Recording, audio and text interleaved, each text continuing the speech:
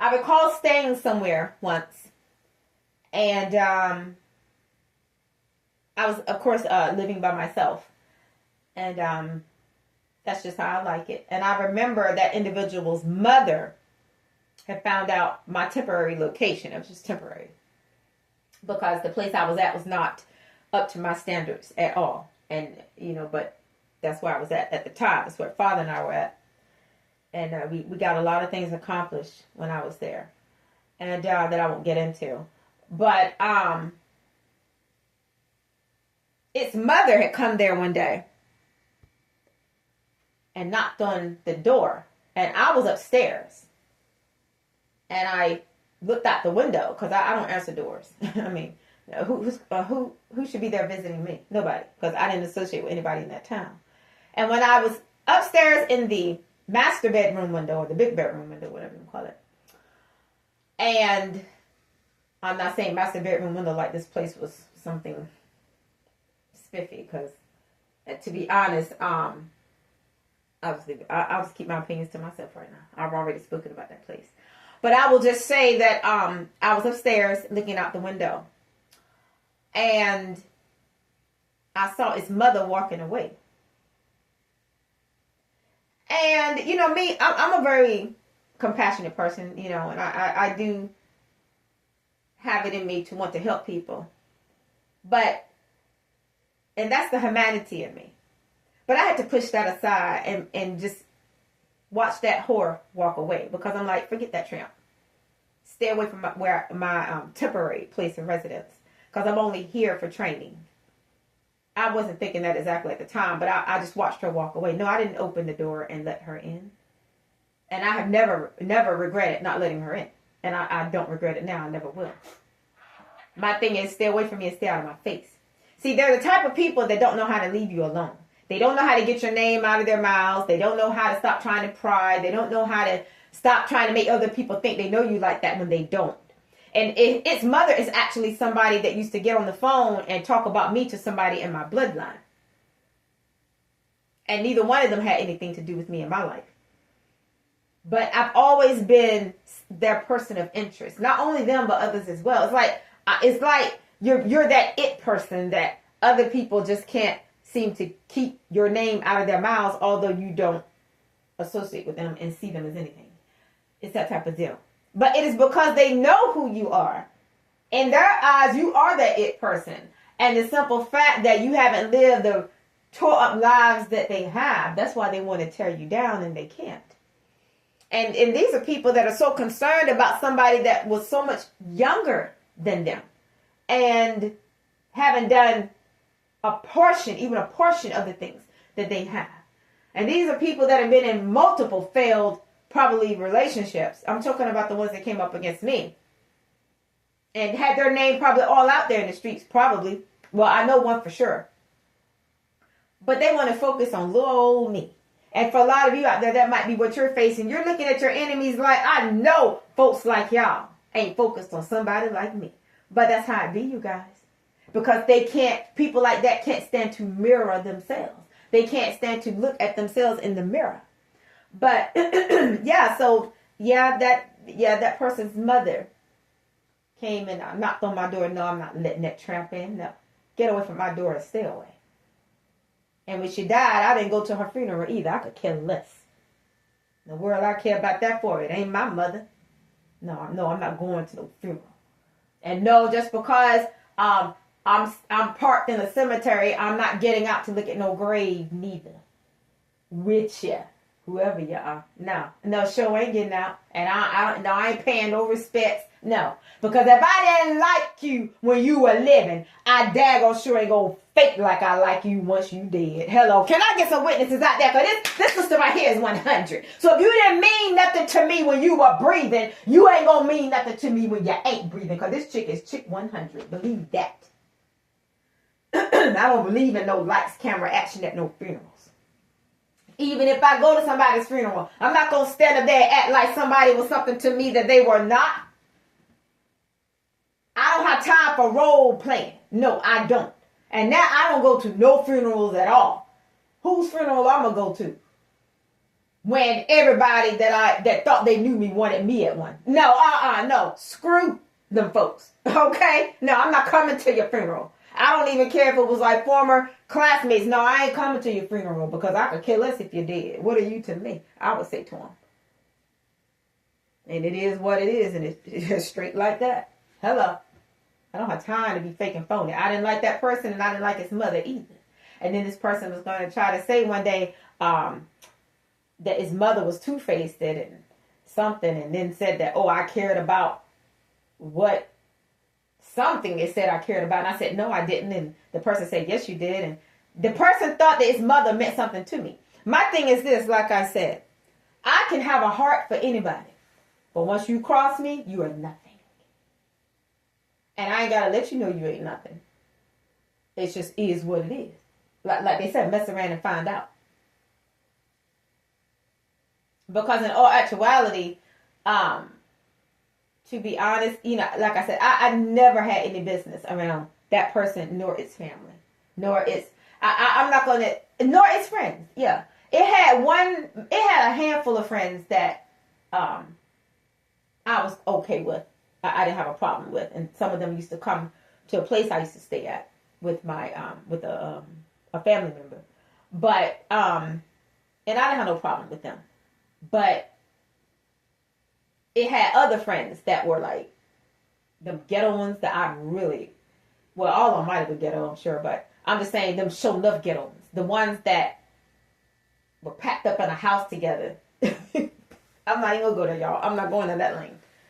But anyway, that's the conference, I guess, for today. I just wanted to come on and make some clarifications. And, I do that every now and then. Because I don't want people to get a misunderstanding as to this person trying to throw dirt on my name. This person can't throw no dirt on my name. My reputation is spotless. It can't throw any dirt on my name. That's what made my enemies mad, was that they didn't know anything about me, and they still don't. They still don't. They had to make up a pack of lies. Everybody that came up against me is receiving karma. Good. They deserve it. I don't care. I'm living my life, and they ain't got nothing to do with it. Ever. Ever. If they die, I was going to say don't look for me at the funeral, but I guess they won't be there either. These people are nothing to me. I think that my enemies need to get over me. Just like for a lot of you guys. Your enemies need to get over you. But they can't get over you. They can't keep your names out of their mouths. They can't stop prying and wondering what you're doing. They can't stop trying to be competitive with you. They can't stop scheming. And even if you're not around them anymore, within a close proximity of them, they still want to have some type of connection. There is no connection. Because like I said, I'm the type of chick. I can roll on and on for years and people not know what it really is. And then people be wondering like why I don't show no emotion about certain situations. Because I already don't care. And my enemies had to mess around and find out. That's the advantage that I have over them. And so anyway, I'm glad that Father fought my battles for me and won. And I know I can't get into too much detail about things right now, you guys, but I will send words of encouragement out there to encourage you guys that Father will fight your battles, but not only that, I will share a little bits and pieces of things here and there. But the full gist of the whole thing, I can't get into right now. But I will just say that all of my enemies lose. I win. And that's the way it is. And like I said, don't nobody know the private conversations that I've had with Father on how this thing is going to be handled. Of course, Father didn't have to tell me anything, but, I knew it would be handled because he already said what he said in his word. But yeah, I have private conversations with Father all the time. All my conversations with Father are private. I never discuss the things that he and I communicate about. But I knew that the situation would be handled. And I'm the type of person, I'm bold in my dealings in my relationship with Father. So I'm like, I'm one of those that'll be right there at that throne of grace boldly saying whatever I have to say. I'm not one of those. I'm not timid at all when it comes to me talking to Father. I talk to Father just like I would if he was still here in the flesh, you know. And one thing that I live by is that I will not be defeated. I will not be defeated. I do not accept defeat. That's just how I'm wired, programmed, manufactured. I do not accept defeat. It's not an option. It is not an option. Somebody targeting me and getting away with it is not their victory. It's not going to happen.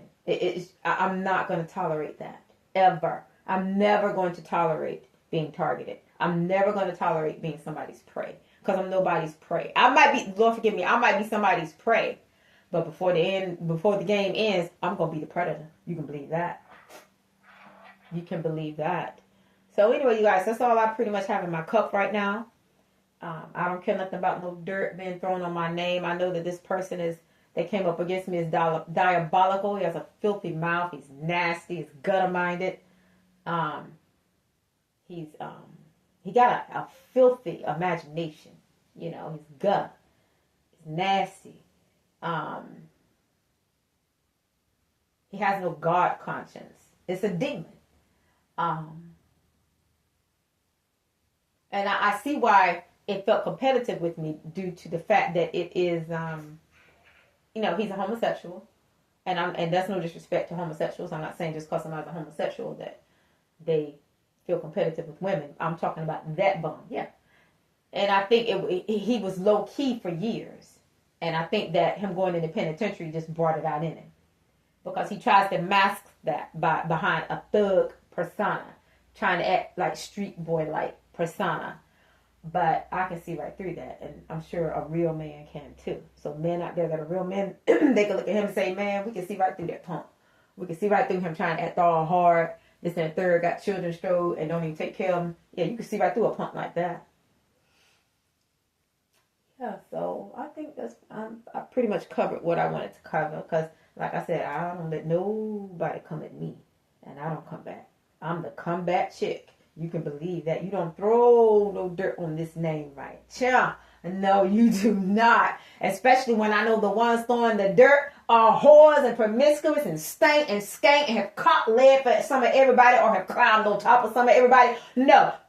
Junk like that, you don't come for me. Whoever it is. I'm not talking about you guys. I'm just talking about my enemies out there. What's left of the bums. No, you don't come for nobody like me like that. No. Wrong one. I think that individual should have continued to ride around in that red Grand Am or that gray probe or whatever and left somebody like me alone. That's what I think. I think that individual and its friends should have stayed up there in Rock Springs. That's what I think. That's what I know. For targeting somebody like me and trying to run game on somebody like me because it thought I was quote unquote green to the streets. Not green to the streets.